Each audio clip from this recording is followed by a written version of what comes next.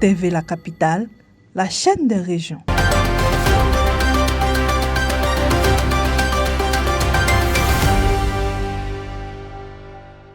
À San Pedro, l'UNICEF a offert 30 ordinateurs à des établissements scolaires le 23 juillet 2025 pour soutenir les compétences numériques des élèves et encourager la création de clubs web Art Creativity.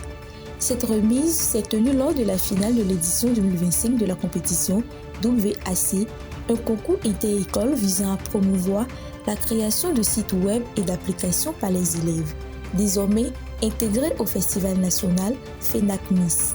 Depuis 2018, le programme a permis de former plus de 5000 élèves encadrés par 500 coachs. Le directeur de la vie scolaire a invité les parents à soutenir ces activités extrascolaires enrichissantes. La promotion 2024-2025 du Master 2 en Histoire de l'Université Alassane Ouattara de Bouaké a célébré sa graduation le 26 juillet 2025 autour du thème « La responsabilité de l'historien dans la préservation de la paix et de la stabilité en période électorale ». Au total, 103 étudiants ont reçu le diplôme en présence des autorités universitaires et du parrain scientifique, président Bomba Mamadou. Ce dernier a encouragé les diplômés à poursuivre l'excellence et à contribuer à la paix sociale par la vérité historique. Le chef du département a salué les efforts des étudiants et les a incités à réussir leur insertion professionnelle. Le représentant du parrain a évoqué les opportunités offertes par l'histoire numérisée et l'importance pour les diplômés de jouer un rôle de vigilance électorale.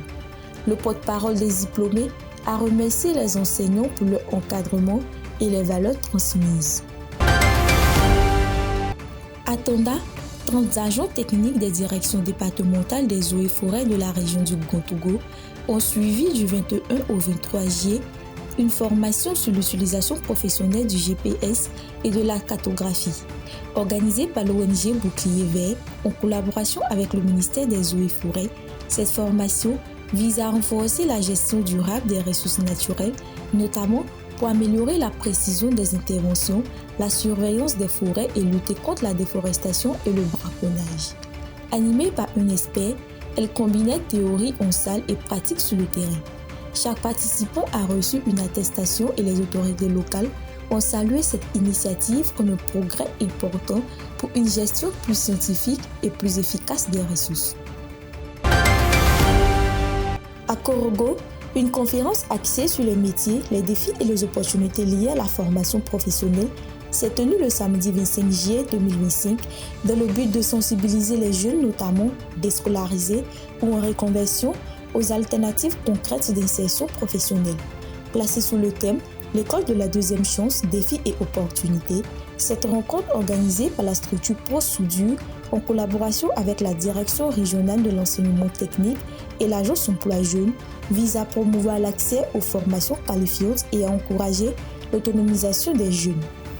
Le conférencier Ouattara Ousmane Tenena, directeur du lycée professionnel de Korogo, a souligné l'importance de cette formation face au chômage des jeunes et aux besoins de reconversion professionnelle. Il a affirmé que l'initiative vise à former les jeunes et à leur offrir des diplômes pour lutter efficacement contre le chômage.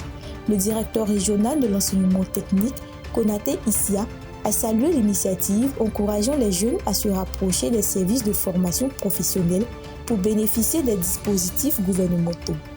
Le directeur Pro-Soudure, Iboué Clément, a précisé que cette conférence était destinée à sensibiliser les jeunes déscolarisés et ceux en reconversion au métier et aux opportunités offertes par la formation professionnelle. Il a également appelé le ministère à un soutien technique et financier pour étendre ses activités à d'autres localités.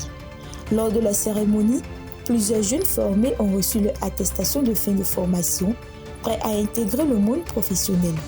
L'initiative fait partie du programme PSGouv 2022-2024 visant à offrir des opportunités d'insertion professionnelle aux jeunes sans qualification. Les communautés africaines vivant à Daloa ont réaffirmé leur engagement à promouvoir la paix, la cohésion sociale et le respect des institutions lors de la 8e édition des Journées des communautés africaines organisée par le Bureau ivoirien pour la promotion de l'intégration africaine, en abrégé BIPIA, sous le thème contribution des communautés africaines pour des élections sans violence. Cet événement de 3 jours a mis l'accent sur la sensibilisation à des comportements citoyens, tolérants et pacifiques, ainsi que sur la médiation en cas de tension. Le directeur du BIPIA a rappelé l'importance de se former auprès des autorités et de lutter contre les fausses informations, notamment en période préélectorale. Ces journées, initiées en 2013, visent à renforcer les liens entre communautés africaines en Côte d'Ivoire et à consolider le vivre ensemble.